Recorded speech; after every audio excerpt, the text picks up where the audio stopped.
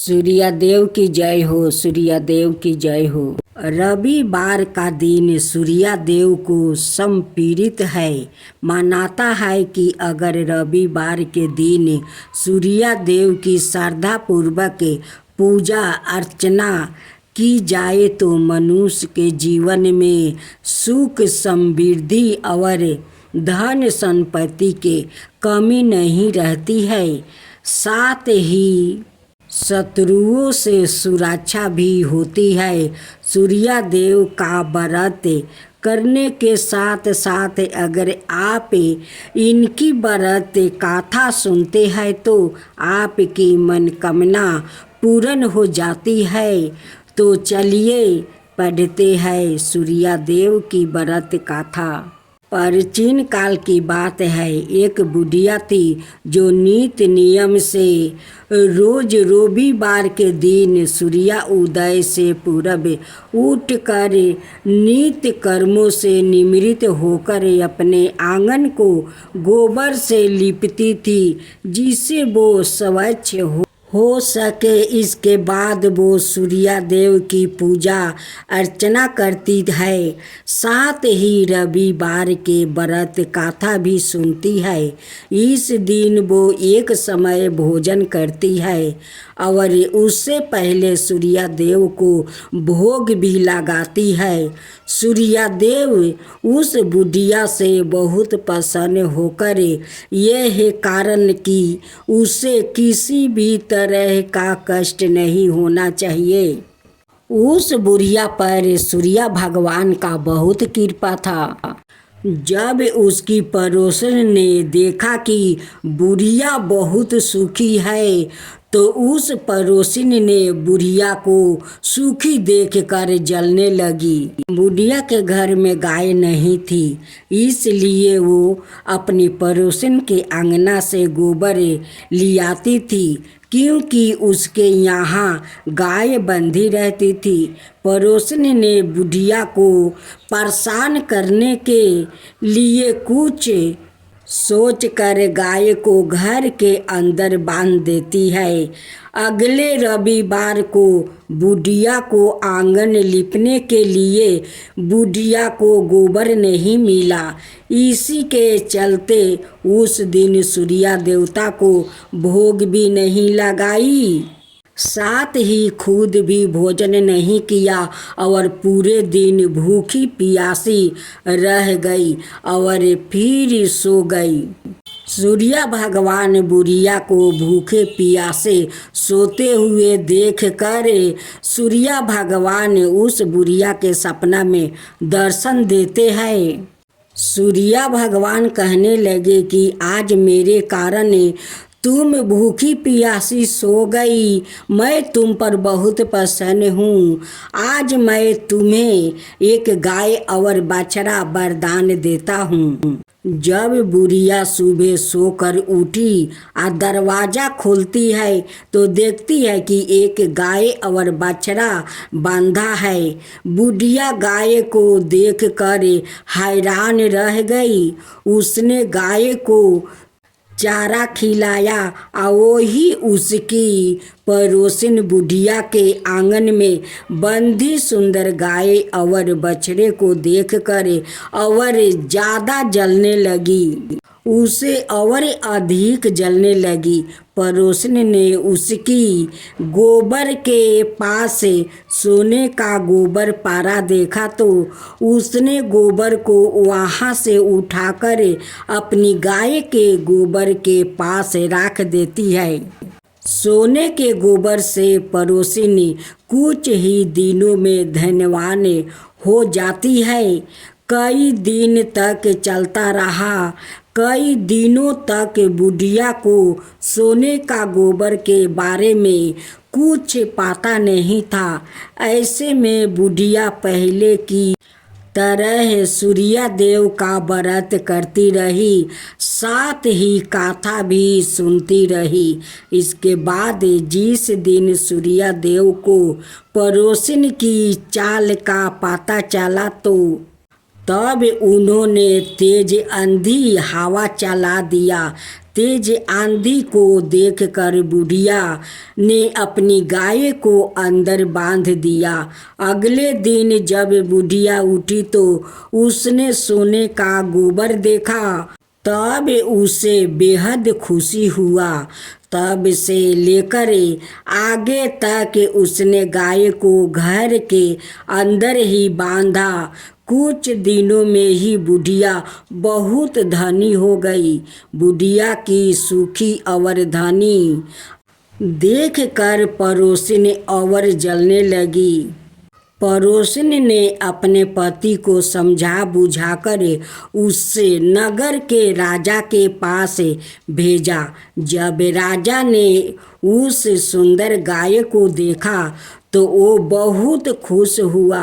सोने का गोबर को देख कर तो उसकी खुशी का ठिकाना ना रहा। राजा ने अपने नौकर के बुढ़िया का घर भेज दिया। नौकर ने गाय को खोल कर ले गया।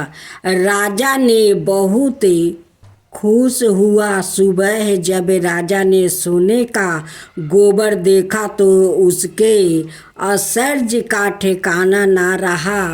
वही बुढ़िया भूखी प्यासी रहकर सूर्य भगवान से प्रार्थना कर रही थी। सूर्य देव को उस पर करुणा आ गई। उसी रात सूर्य देव राजा के सपने में आए और उससे कहा कि हे राजन, बुढ़िया की गाय बछड़ा तुरंत वापस कर दो। अगर ऐसा नहीं हुआ तो मैं तुम पर परेशानियाँ का पहाड़ टूट पड़ेगा। सूर्य देव के सपने ने राजा को बुरी तरह से डरवा दिया। इसके बाद राजा ने बुढ़िया को गाय और बछड़ा लौटा दिया। राजा ने बुढ़िया को ढेर सारा धन दिया और क्षमा मांगी। वही राजा ने पड़ोसिन और उसके पति को सजा भी दिया। उसके बाद राजा ने पूरे राज्य में घोषणा करवाई कि रविवार को हर कोई व्रत किया करे।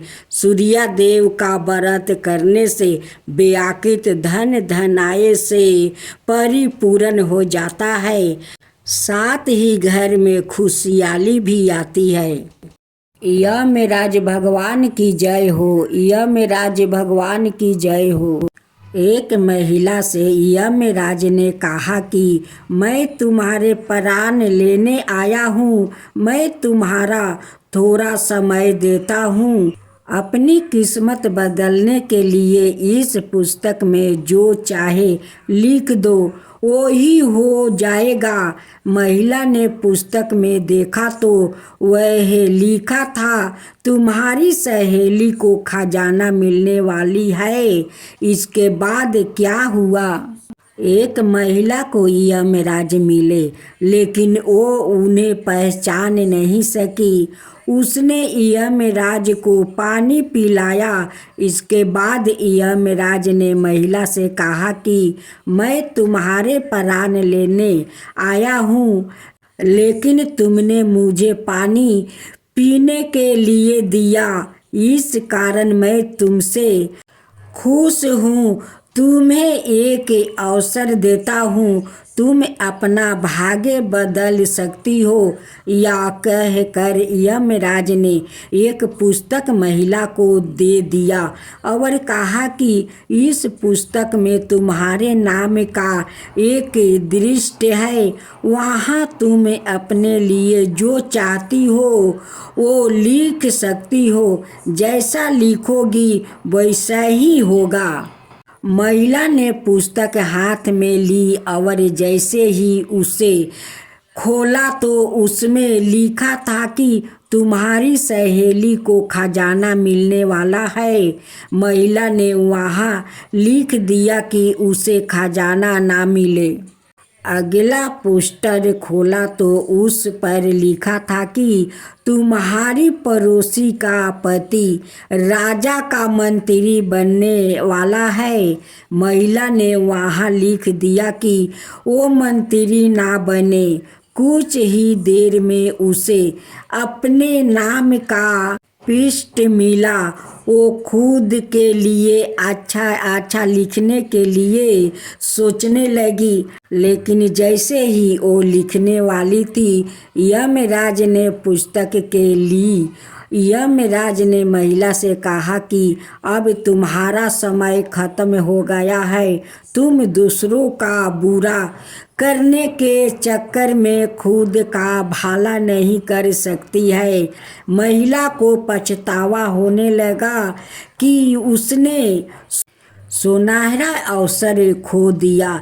इसके बाद यमराज ने उस महिला के प्राणों का हरण कर लिया। इस कथा की लिख यह है कि काफ़ी लोग दूसरों का बुरा सोचते रहते हैं, मौका मिलने पर दूसरों का बुरा करते हैं। इस चक्कर में वो कई बार खुद का भला करने का अवसर खो देता है। हम दूसरों का भला ना कर सके तो कम से कम किसी का बुरा भी नहीं करना चाहिए। यही सच्ची मानवता है। अगर वो महिला अपनी मित्र और पड़ोसी का बुरा नहीं सोचती तो खुद का भाग्य बदल सकती थी, लेकिन उसने पहले उनका बुरा करने की सोची और खुद के प्राण नहीं बचा सकी। शनिदेव की जय हो, शनिदेव की जय हो। पौराणिक कथाओं में बताया गया है कि शनि महाराज भगवान सूर्य और उनकी दूसरी पत्नी छाया के पुत्र है। बताया जाता है कि एक बार गुस्से में सूर्य देव ने अपने ही पुत्र शनि को श्राप देकर उनके घर को जला दिया था। इसके बाद सूर्य को मनाने के लिए शनि ने काले तिल से अपने पिता सूर्य की पूजा की तो वो प्रसन्न हुए। इस घटना के बाद से तिल से शनि देव और उनके पिता की पूजा होने लगी।